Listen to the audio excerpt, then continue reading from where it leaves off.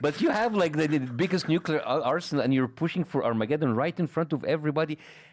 And what is this? You understand? You understand my confusion? Mate, I understand. I came from the Middle East, secularism, separation of church and state, and then suddenly it's like, but you are going to be killed because you are on the wrong side of history, and Jesus is going to kill you. It's like, what the hell? You're preaching to the converted, man. I'm an atheist. I'm not here. But you understand how crazy? Yeah, I do. Yeah. Israel's double standards are so blatant, they're not even trying to hide it anymore.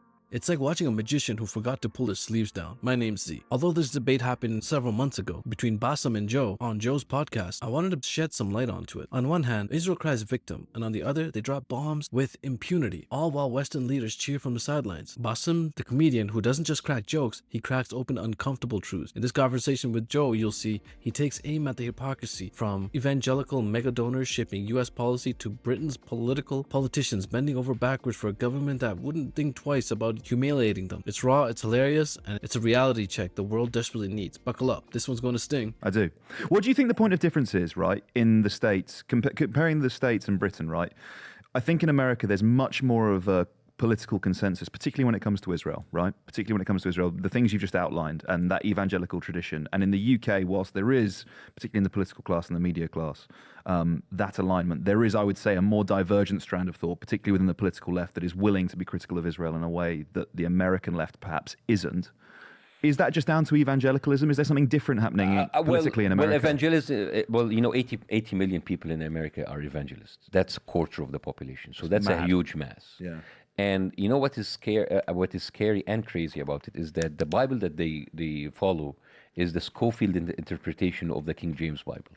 The Scofield interpretation was published in the 19th century by a university press, Oxford University Press. And it has footnotes that interprets the text in a different way, and it is quite manipulated in order to kind of flip the narrative towards Israel. And there's a very famous joke. They say the Christian Bible is read from left to right. The Hebrew Bible is read from right to left. The Scofield Bible is read from bottom up because the footnotes controlled everything.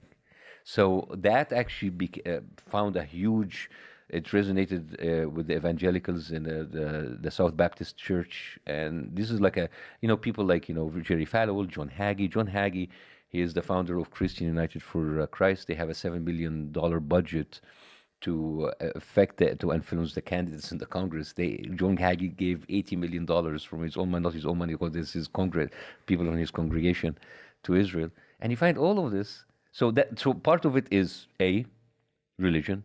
Huge part of it is money, because many of the Democrats are not even evangelical, but you have now AIPAC on their Twitter account bragging about all of their candidates that we have supported have won their primaries. It's like, isn't that a foreign agent? Isn't that a foreign agent? What is this? Yeah, I mean, remember 2016 when everybody said, "Oh my God, Russia is interfering and tampering, cybersecurity is tampering," and then you have AIPAC just open. It's like, if you support Israel, you're gonna win the election with our money. I was like, what? What is it? And people just looking at that okay, that's fine. I was like, what?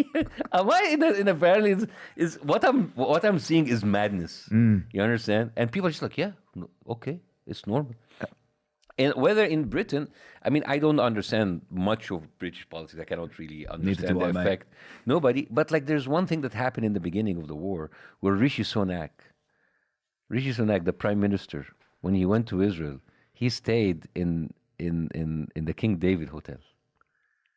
The King David Hotel, which was bombed by the Stern gang, a Zionist gang, killing 91 or 92 British soldiers.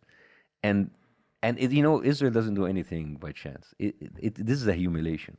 And if I was a British citizen, how come my prime minister goes in and stay in that hotel where 92 British soldiers were killed by Zionist gangs, and because of that, people like Isaac Shamir and all of those people weren't even allowed into London because they were on the terrorist list for many years until he became a prime minister, so he had diplomatic immunity.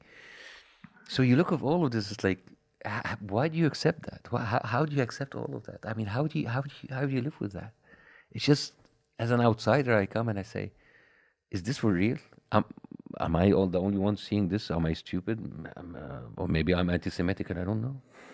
That's why I was talking to you about like what terrorism means, right? Because on the plaque outside the King David Hotel, it says something like, I'm paraphrasing, but it's something like, the brave freedom fighters of the Stern Gang, took action against the British military. Oh my God! And it's like, and Rishi Sunak stayed in that hotel. well, yeah, and then in I the hope UK, you're happy, Rishi. I hope you're happy. I hope you're happy, motherfucker. Is it cuck? Is that the term? I don't know. But interestingly, the politics here has kind of changed a little bit. Like it's shifting in Britain. I don't know if you're familiar with it at all, but particularly on the left wing in the Labour Party, we've gone from October 7th happens, and you get the bizarre sight of Keir Starmer, the leader of the Labour Party, basically saying that collective punishment is acceptable. And he used to be a human rights lawyer, right? So he should know better than that. Yeah. And gradually, he's sort of been pulled, I think, as a result of electoral politics, softening his stance to now demanding a humanitarian ceasefire. But for me, I'm sort of looking at it thinking, well, what's the point of difference to what you said earlier? It's like, okay, how many people have to die? Choose your number. Where is it that you say, okay, enough is enough now. We've gone too far. I'm changing my position. Because once it started, I feel like anyone with any basic grasp of the history knew what was going to happen. It was going to be a bloodbath, right? It was going to be a massacre. But nobody even imagined that would be that big. But you know what's really sad about it, Joe? What's really sad about it? If today Israel decides to stop their military actions and say, all right, we'll leave you, we're good, no more killing, people will applaud Netanyahu. Like, good, it's good that you didn't kill more people. Thank you for not killing 60,000. Thank you for stopping at 33. You see, there's not going to be even accountability for Israel. If they stop this, I'm like, okay, good. Thank you so much for listening to. Thank you for giving people the disabled and the people who killed some food. Thank you so much, Israel. You don't understand. You understand that we have seen the biggest human crime right unfold in front of our eyes for 6 months, and Israel will walk away from it. No accountability.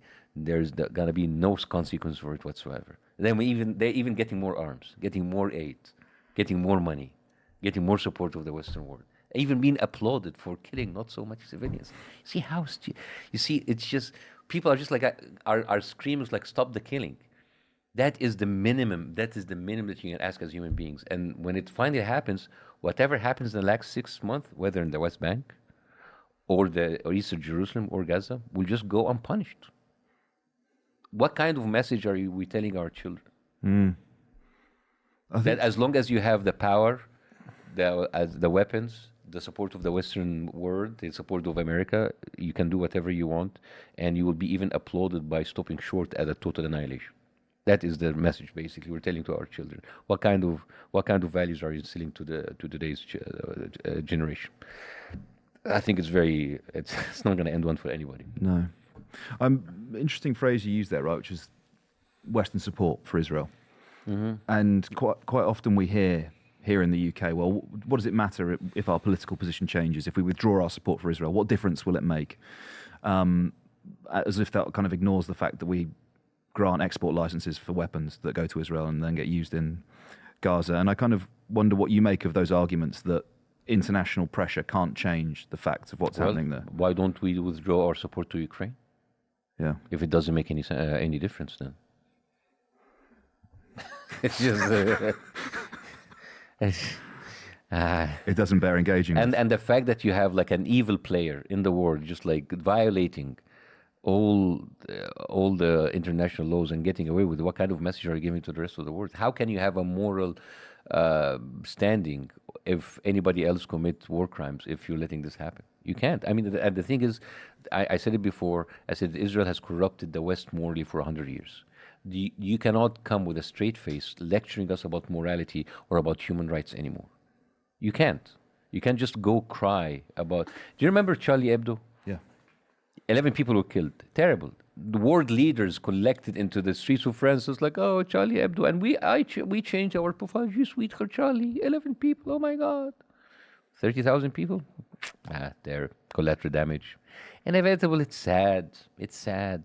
It's just like, and you watch these like TV anchors. Oh, yeah, there's so much civilians. It's sad, but it has to happen. I mean, what can we do? Not this. Yeah. Not this. Anything but this. What else can we do? What else can we do? It's very frustrating to look at this, and just, I mean, it is comical, but it's painful.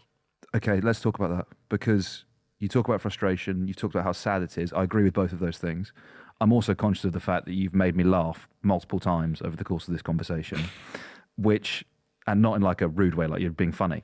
And no, please do. I'm a comedian. My ego feeds on you laughing. Stroking your ego. Please, yeah. Sorry. Please, you're so amazing, Bassem. Please, yeah, I'm full of insecurities, and I have delayed payment on my ego. Can you tell me more about the tension between those two things?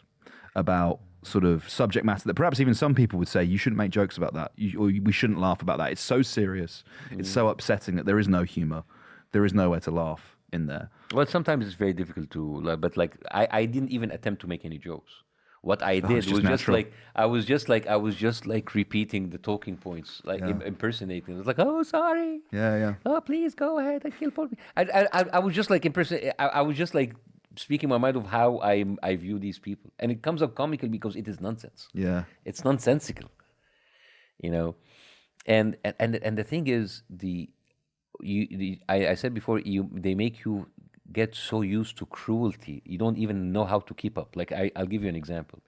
Remember how Donald Trump was so difficult to make fun of? Yeah. Because by the time you catch up with one of his like atrocious statements, he's already on the second one.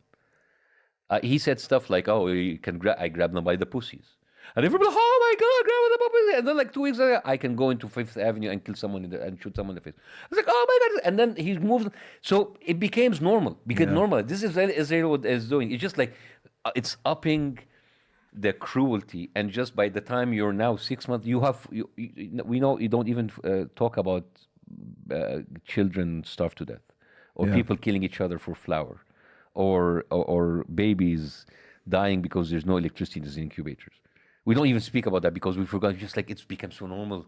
We don't talk about the little people that were like mutilated and killed. We don't even talk about sexual violence against Palestinians. We don't talk about that. We don't talk about that because it became so more normal. Just because it's are you still talking about that? Are you still talking about the incubators? We have passed that. We now killing them in front of you on cameras, and we will deny it. And we're not gonna be able to do anything about it. And if you speak about it, you're an anti-Semite. And there it is. Bassem's not just ranting, he's laying out the playbook, and it's painfully obvious. Point 1, the goalpost isn't moving, it's sprinting. First, it was don't talk about the dead kids. Then, okay fine, but don't call it genocide. Now it's, oh, you still care? That's last month. They make you numb to the horror, drowning outrage in a flood of fresh atrocities until people just stop keeping track. And point 2, if you do speak up, congratulations, you're now an anti-Semite. Because nothing shuts down accountability faster than slapping the labels on critics, turning legitimate condemnations into a career-ending scandal. It's the ultimate Jedi mind trick. These are not the war crimes you're looking for. But guess what? People are looking, and no amount of gaslighting can erase the truth. So if Bassem's message stings, it's because it's supposed to. Hope you enjoyed this video, guys. Don't forget to like, share, and subscribe, and I hope to catch you in the next one.